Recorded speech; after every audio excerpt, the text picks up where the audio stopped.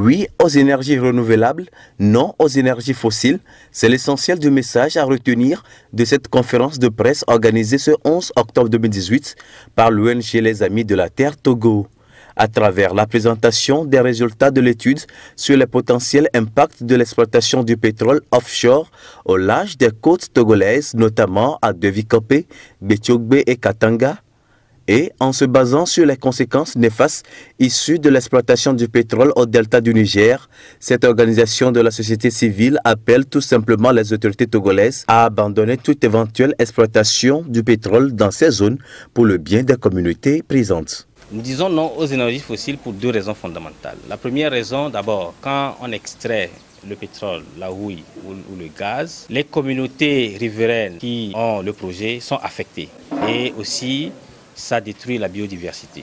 Deuxième raison, ça concourt au changement climatique. Les CO2, les gaz à effet de serre, la majeure partie provient donc des énergies fossiles, le pétrole, la houille et le gaz. L'ONG est aussi allée à l'analyse du contenu de la récente loi votée en août dernier au Togo sur les énergies renouvelables pour évoquer ses forces et faiblesses.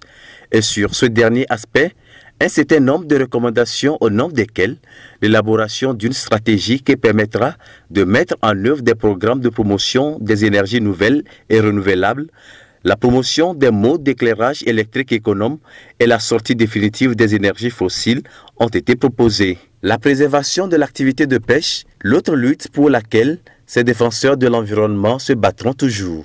Nous allons continuer le plaidoyer, nous allons continuer la sensibilisation des communautés et nous allons faire le lobby des décideurs pour que, effectivement, l'on puisse nous écouter, dire aux gouvernants que les sources de revenus ne sont pas forcément l'exploitation du pétrole. Quand on exploite le pétrole, ce n'est pas à dire qu'on a forcément le revenu, mais se pencher plutôt sur l'activité de pêche.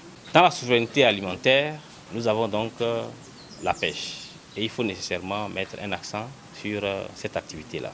Pour rappel, cette activité marque en effet la journée d'action contre le changement climatique avec l'idée d'appeler et les citoyens et les gouvernants à des actions en faveur du climat.